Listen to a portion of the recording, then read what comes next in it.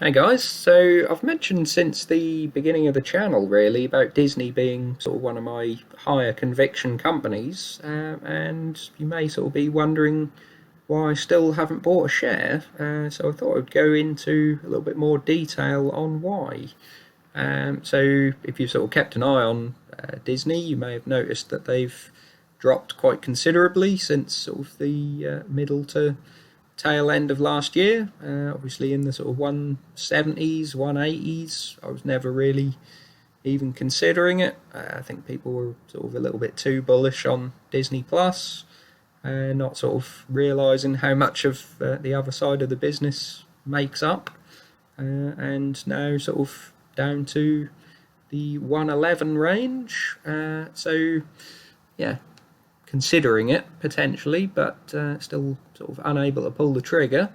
Looking at the sort of revenue over sort of the past 10 years or so, it was sort of steadily going up. Sort of they bought Marvel a little bit before here, and then sort of buying Lucasfilm. They were sort of doing well, stagnated for a little bit, but then they bought Fox, and things were sort of really, really starting to ramp up. Not necessarily that good because there's a lot of costs that come with acquiring when running Fox. So revenue growth isn't all that matters. And then sort of obviously we had COVID, and they're now sort of starting to come back, and they've just had I believe this last quarter of 2021, all-time record quarterly revenue, but that is sort of obviously with Fox included. So you sort of look at net income. As I say, I guess this was sort of a lot of costs associated with taking on Fox, but yeah, net profit was starting to sort of drop well before COVID. So sort of continuously quarter by quarter, and then obviously into Q1 2020, yeah, and then sort of with the lockdowns and everything. So sort of looking obviously to get back towards, even with this record revenue, they're still only at 1 billion quarterly net profit. They'll be hoping to get to sort of 10, 12 billion a year, maybe even 10 billion a year. 10 billion would be sort of a 20 PE if they can get to that, and it doesn't seem like they're going to be there sort of anytime soon. They'd be needing 2.25 to sort of 2.5 billion quarterly profit, sort of hoping that that raises up towards 10 billion annually. So we're not even at a forward PE of 20 really yet, but they're sort of suggesting this 80 billion, 20 billion of quarterly revenue will continue, sort of 80 billion this year, 90 billion next year, and they're sort of looking at $4.16 of earnings this year, and sort of $5.43 next year. So potentially a forward PE of 20 next year. And this is being sort of revised up slowly, so people being a little bit more bullish on the company, but yeah, that doesn't seem sort of tremendous value compared to everything else that I've been buying, in my opinion. But you do start to sort of wonder at some point. 203 billion. Admittedly, they do have a fair bit of debt with less cash on the balance sheet than they used to. So, sort of enterprise, they took on a lot of debt from what I can see in the sort of pandemic times, just to make sure, and sort of possibly taken on some debt through buying Fox. So yeah, they've sort of got a fair bit of current debt, obviously a lot of payables and everything, and then yeah, 51 billion in sort of long-term debt, which yeah, I would guess is partly down to Fox. Never really sort of looked into it all that much yet, but yeah, so sort of 242 billion enterprise value for sort of 10 billion net profit in the future. Just doesn't seem all that good, but yeah, it would be sort of nice. Somebody posted this in Discord once, which I thought was very interesting. Sort of overview of everything they own. It does remind you that just sort of how big they are, really. So obviously got all the stuff that they got with Marvel. That's sort of kid stuff and big box office, all sorts with that. And then sort of the Fox Entertainment Group, Sky, National Geographic, all the sort of normal Fox cable stuff, box office stuff, Endemol, and then sort of all the main sort of Disney theme parks, theatre stuff, Star Wars, Lucasfilm, ESPN, people sort of forget about a little bit. Yeah, and then sort of all of the Disney Plus stuff that they've now started. So yeah, a massive company. We sort of look at assets wise. I do sort of like to. A lot of people sort of prefer these sort of asset light companies, as they call them, but I kind of like having something there to back it up. So the assets were sort of, again, steadily rising.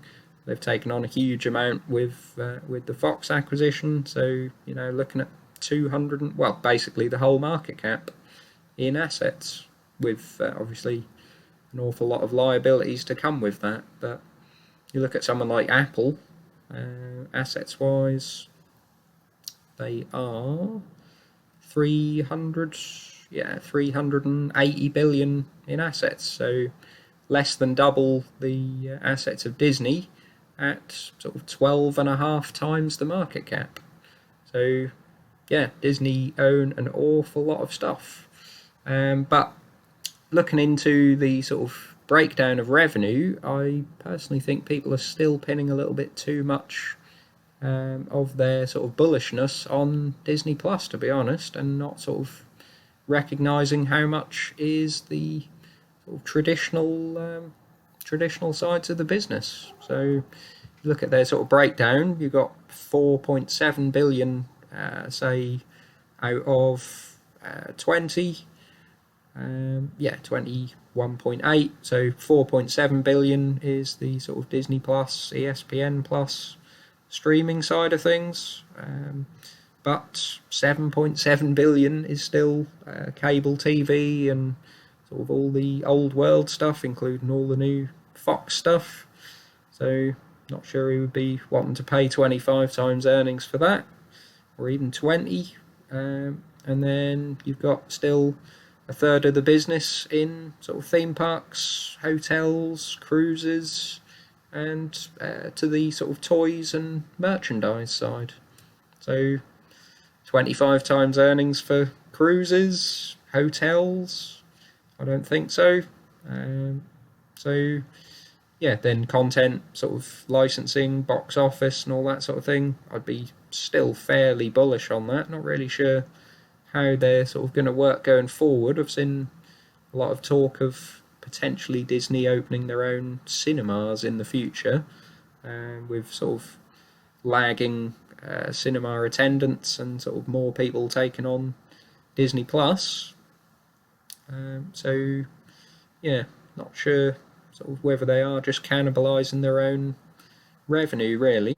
So just thinking a little bit more about the sort of cannibalisation side, they're sort of talking about, say, 250 million, I think, long-term subscribers, sort of at, say, $10 a month, plus they give you 7.5 billion, say, plus 2.5 billion maybe for sort of pay-per-view films on launch, instead of the sort of studio box office. And then sort of pay-per-view sports events, maybe they get another 2.5 billion, just sort of some rough figures. So that would give you about 10 billion in sort of streaming revenue, compared to the sort of 14.5 billion per quarter at the moment.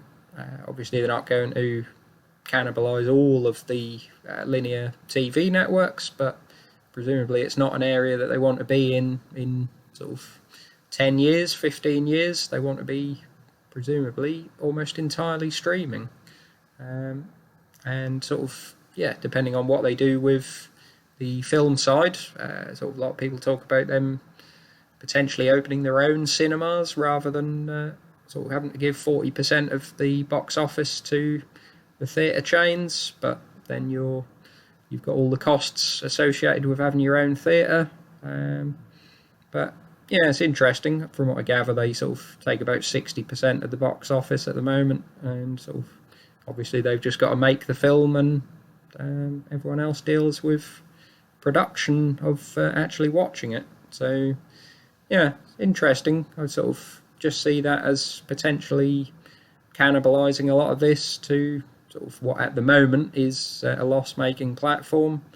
Obviously, they're sort of spending a lot of money to grow it. I guess they could potentially make that profitable today if they really wanted to, but it's not at the moment, and sort of taken away from the linear, slightly profitable cable TV network, which admittedly, if you go back to 2019, it was a lot more profitable. Sort of less revenue from that side and even more operating income. So, yeah, direct-to-consumer was still losing back then, and it's sort of losing a little bit more now. Although 2020, it was losing a little bit more. So the loss has come down with sort of more scale, I guess. But yeah, it's not something that I'm hugely bullish about. Sort of this growing sector cannibalising their other sectors, and that is why people seem to be paying sort of the big bucks for it. So sort of when we're talking about 25, over 25 times earnings earlier in the year, that is the reason for it, because sort of historically, if you look, they've essentially been at sort of an average of 16 price to earnings. This is sort of taken out, obviously, all the lockdowns and that sort of thing. So sort of looking at 2018, 2019 and before, yeah, I would sort of been happy paying this, really. The sort of, obviously, all the Marvel stuff, all the Star Wars stuff, big box office films, taking 60% of that from the cinema, all the sort of merchandise side, theme parks and everything, all for sort of 16 times earnings. So I was kind of happy with what they used to be, to be honest, and sort of less bullish on this. So yeah, that's kind of the thought, really. Unless we sort of get more of a downturn and sort of presumably under 20 times earnings, if we're sort of going into a recession, then yeah, it would certainly need to be under 20 times earnings for me. It's not as if they're you've got Google at sort of forward PE of 20 at the moment, so then potentially getting to 10 billion in net profit being a sort of a 20 PE, same as Google. Google make sort of 30% profit margin. They would be at sort of 10 billion net profit. They would be making about 12.5% net profit. So yeah, almost every metric essentially would look better on Google's side. Not the same business, of course, but yeah, just value-wise, looks a bit better. So yeah, bit of a controversial opinion, I suppose, but certainly leave your thoughts in the comments below, good or bad. I'm interested to hear. And yeah, like and subscribe. See you soon.